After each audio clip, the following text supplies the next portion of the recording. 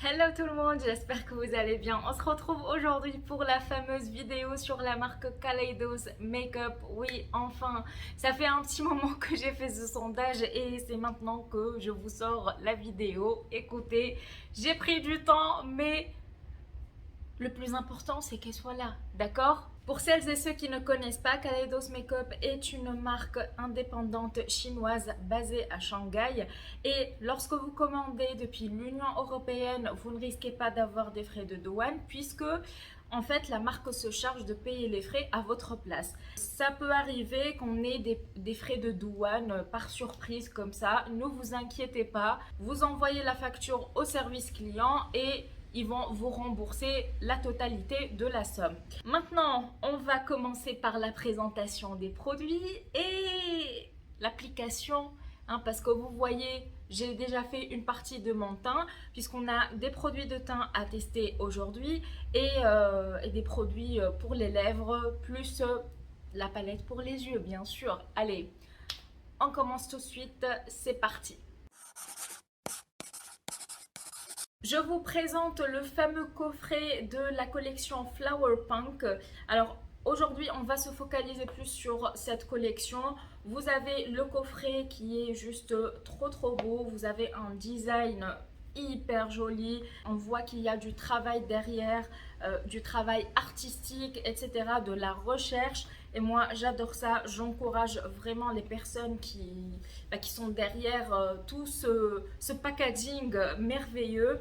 Vous avez un miroir et un carnet de coloriage, plus des stickers que je n'ai pas trouvé. Je ne sais pas où est-ce que je les ai mis d'ailleurs. Ensuite, dans le premier tiroir, vous avez la palette et le baume à lèvres, et dans le deuxième vous avez les deux coffrets en métal pour les rouges à lèvres. Ensuite, à part, j'ai commandé le highlighter Space Age Prophecy qui est un highlighter à multi-reflets et la palette Charisma Contour Palette. On a une poudre, un fard de contouring et un fard de bronzer. Sans plus tarder, on va commencer le test tout de suite. C'est parti. Je vais commencer par utiliser la poudre. Je vais poudrer tout mon teint avec. Vous voyez, le pan, il est assez petit quand même. Je trouve que c'est un peu dommage. Et en plus, c'est poudreux. C'est vraiment poudreux. Ce qui est bien, c'est que vous avez un miroir assez large et le côté bronzer est assez large aussi. Donc là, vous voyez le côté poudré, le côté non poudré. Je trouve que ça ne plombe pas le contour des yeux. Ça matifie, ça fait accrocher la matière qui est en dessous. Après, ça ne marque pas les ridules plus que ça, puisque l'anti-cerne que j'ai mis aujourd'hui marque légèrement les ridules. Donc je sais que c'est pas à cause de la poudre, mais plutôt à cause de l'anti-cerne. La texture est fine, par contre, je suis pas fan du pan, quoi. Je trouve que c'est trop petit et on galère pour prélever de la matière. On passe maintenant au contouring. Je ne fais jamais de contouring, donc ça sera une première pour moi. On va utiliser du coup la deuxième teinte qui s'appelle Shade. Donc vous voyez, en fait, pour prélever la matière, je suis obligée de faire comme ça avec le pinceau. En plus, on a de la poudre de partout. Alors là, il faut faire attention. Allez, c'est parti. Je trouve que ça fait un peu grisâtre sur la peau. Je suis pas hyper emballée en fait. Je préfère le côté un peu bronzy. Ça fait un hâle plus joli, vous voyez.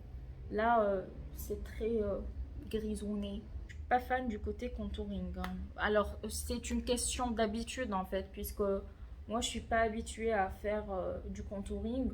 Donc, ouais, je trouve que ça fait trop gris. C'est pas joli sur moi en fait. Voilà, histoire de vous donner quelques détails sur ce produit. Écoutez, il se diffuse bien, il n'a pas d'effet de matière, il s'estompe facilement, il ne fait pas de taches. Par contre, la teinte est un petit peu grise à mon goût, donc voilà, ce n'est que mon avis. Avec un autre pinceau, je vais essayer le côté bronzer. Pareil, c'est poudreux, c'est poudreux. Ouais, là, on a une teinte plus chaude. Il faut le travailler quand même. C'est pas le genre de produit que vous mettez une seule fois et vous avez une pigmentation d'un seul coup. Là, il faut le travailler petit à petit. J'aime bien parce qu'il n'a pas de sous-ton orangé très très chaud. C'est léger. Je vais vous rapprocher un petit peu pour que vous voyez le résultat de plus près. Donc voilà le côté du contouring et le côté du bronzer. On passe maintenant à l'highlighter et on va tester le Space Age Prophecy qui est juste magnifique. Magnifique parce que je l'ai testé l'autre fois. D'ailleurs, je vous ai mis un maquillage sur Instagram. Si vous ne me suivez pas sur Instagram, je vous invite à le faire. C'est Neira B2606 au cas où. Alors, ce highlighter, c'est un highlighter à multiples reflets. C'est juste une dinguerie. Une tuerie intersidérale. Regardez-moi ça. C'est aussi simple que ça. Il a des reflets verts, orangés, dorés. Ça dépend de l'angle. Voilà. Il est pailleté, hein, donc si vous n'aimez pas tout ce qui est highlighter pailleté, vous n'allez pas aimer ça. Mais franchement, mais regardez-moi ça. C'est trop trop beau. C'est super beau. Voilà, j'ai appliqué mon blush. On passe maintenant au test de ce highlighter et vous allez voir. Je vais prendre un pinceau éventail de chez Beauty Bay, c'est le Glow Better. Ah non, pardon, c'est le Glow Getter. Quand je me regarde dans le miroir, je vois des reflets orangés, dorés, rosés. Mais c'est plus les reflets orangés qui sont dominants. Et vous avez le côté rosé aussi qui est présent, qui est pas mal présent. Par contre, là, c'est bourré de paillettes, hein. Voilà le résultat.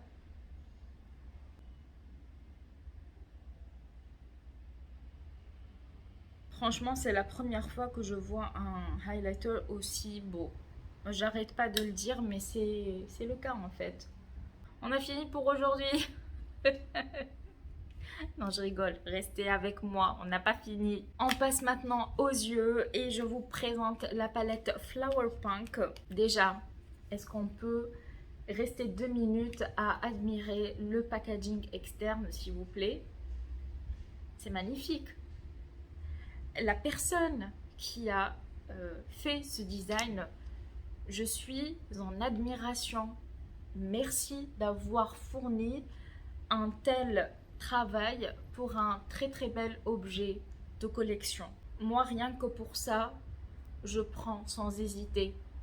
Je fonce direct, j'achète. Pour ouvrir la palette, il suffit de slider, hop, comme ça. Donc vous avez les teintes et en fait, pour enlever le côté du miroir, il suffit d'enlever le côté miroir et de laisser le côté des fards et c'est aimanté.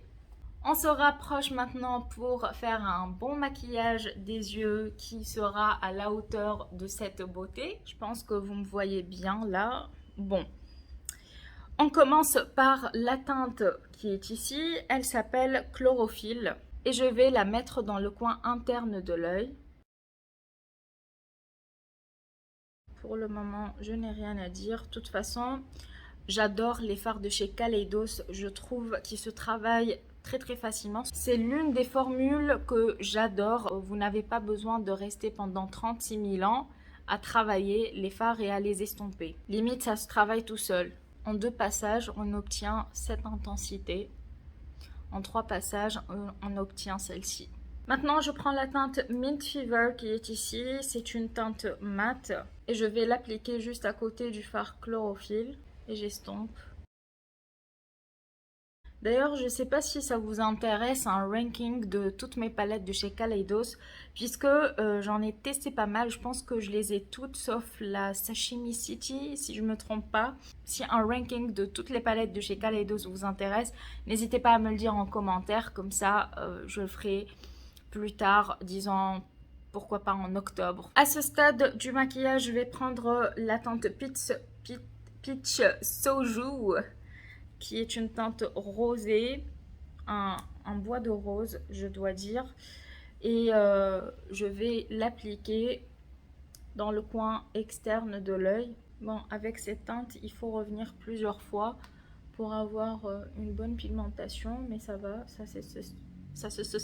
vous avez entendu ça, ça s'estompe, ça s'estompe super bien, il n'y a pas de souci. Pour foncer le coin externe, je prends la teinte Nouveau qui est juste à côté. C'est une teinte légèrement marronnée, bordeaux, et j'effleure avec mon pinceau. D'ailleurs, regardez la pigmentation. Franchement, je pense que Kaleido, c'est l'une de mes marques préférées, puisque rapport qualité-prix, c'est juste top. C'est une marque abordable dans la gamme de prix de Morphe ou Kiko, je crois. On a la qualité du packaging, la beauté du packaging, la qualité du produit et le prix. En plus, les colis à chaque fois, ils sont super bien protégés. J'ai jamais vu des colis aussi protégés que ceux de chez Kaleidos. D'ailleurs, petit clin d'œil à Sephora. Prenez exemple sur Kaleidos Makeup, s'il vous plaît. Parce qu'à chaque fois, c'est l'horreur. Genre, tu attends ton colis de chez Sephora et tu pries 50 000 fois avant de le recevoir, en espérant qu'il débarque intact chez toi. Maintenant, on passe au fard lumineux et je commence par appliquer la teinte Sun Gazer qui est ici, dans le coin interne de l'œil. Je vais essayer de prélever au pinceau pour voir si ça se prélève bien. Ah ouais. Ouais, c'est bon. C'est pas mal au pinceau. Vraiment pas mal. Mais comme on veut de l'impact, eh bien, on essaye au doigt. J'estompe légèrement les bords. Alors, j'ai des chutes avec ce lumineux. Maintenant, je prends la teinte Aloe Cove, qui est la teinte Mint. Et super belle.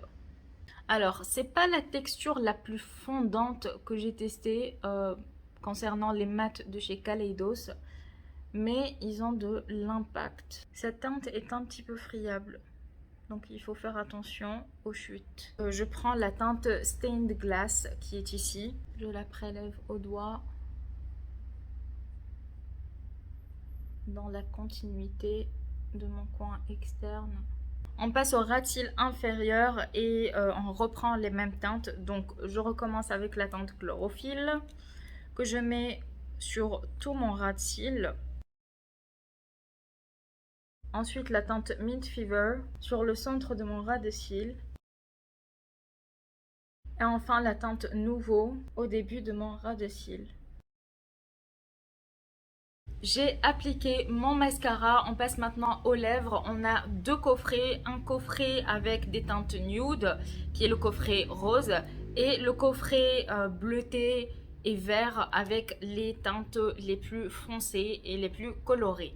Alors moi aujourd'hui je vais mettre une teinte nude et je vais vous mettre les swatchs de toutes les teintes sur l'écran. Aujourd'hui, je vais appliquer la teinte Dune. En fait, ces rouges à lèvres ont une texture mousseuse qui est très confortable et qui ne se sent pas sur les lèvres. Vraiment, je pense que c'est l'une des formules des rouges à lèvres les plus confortables que j'ai testées jusqu'à aujourd'hui. En plus, ils sont opaques. Il y a une légère odeur. Et je trouve l'embout très bien choisi puisqu'il épouse bien les lèvres. Et il sèche vite. Et on n'a pas de transfert. Attendez, je vais faire le test. Ouais. Voilà. Il y a un léger transfert, mais bon. Je pense que oui, là, j'ai plus de transfert. Vraiment, c'est hyper confortable en fait. Limite, je n'ai rien sur les lèvres. Et voilà le look final, j'espère qu'il vous plaît. N'hésitez pas à me dire en commentaire si vous avez déjà testé la marque Kaleidos, si vous comptez la tester un jour, puisque c'est une marque très très abordable franchement. Et d'un point de vue qualité-prix, on est au top. Voilà, comme je vous ai dit. Globalement, aujourd'hui, je ne suis pas déçue des produits que je viens de tester, sauf la palette de contouring là. Alors, je n'ai pas de souci avec la poudre et le bronzer. Par contre, la teinte du contouring, j'avoue que je suis pas très très fan. Alors, c'est une question d'habitude, encore une fois, puisque je ne fais jamais de contouring. Voir ma joue avec une teinte grisâtre, pas top top. Je trouve qu'ils auraient dû agrandir un petit peu les pannes de la poudre et du fard de contouring. Après, ce n'est que mon avis. Voilà, écoutez, moi je vous laisse maintenant. Je vous dis à très bientôt et prenez soin de vous. Ciao, ciao. I made room for you in here. A place where you